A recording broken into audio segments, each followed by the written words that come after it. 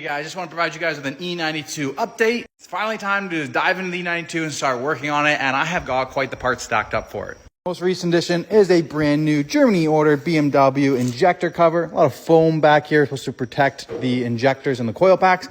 We got brakes. We got some cosmetics for the interior. We got all the top valve cover gaskets. We got fluids for everything, serpentine belt, spark plugs, oil change, air filters for the cabin air filters, wiper blades. So I plan to start on the engine bay. We're going to wash it up. We're going to clean it. We're going to get rid of all the oil on top. We're going to run it again, see exactly where the oil is leaking from. I got valve cover gaskets. I got oil filter housing gaskets. So we got to tear all that off. We're going to see if we need to replace any oil lines or anything else that's leaking. We dive a little bit to the interior, start taking out the mats, start washing it in the inside, vacuuming it, cleaning up the inside.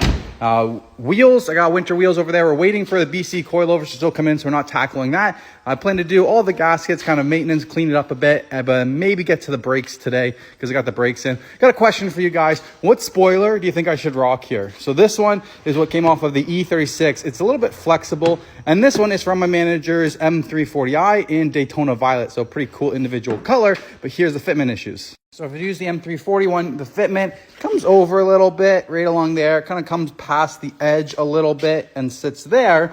I don't know, purple, kind of unique, different look on the E92. What do you guys think of that? Or I could do this one. I mean, it's a little bit flexible, so I can pull this back a bit and then push it right to the corner. So it kind of follows the edge a little bit better. It would be kind of rounded, molded a little bit to fit better. So what do you guys think? The black one, it sticks up a little bit more, it's a little bit nicer, or the more unique G20 Daytona Violet one that would, I don't know, look kind of cool on there, but a little bit out of place? Let me know in the comments what you guys think I should do. All right, it's the end of the day. Let me show you how far I got on the E92. I got a bunch of parts, valve cover gasket, intake manifolds, lots of plastic. So it's been 7 hours and I actually didn't install any gaskets. All I did was disassemble. So I took the valve cover gasket off, took the intake manifold off, and I've just been cleaning everything up. I did snap a bolt on my intake manifold, or no, the valve cover gasket. That bolt right there snapped.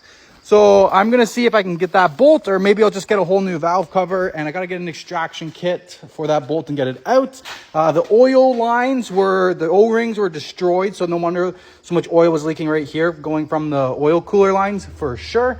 The intake ended up being super grimy. I got to see if I can get walnut blasting. Give you an idea, intake manifold, like you can just see the sludge built up in the intake manifold. Oil was just pouring out of the intake manifold when I took it off.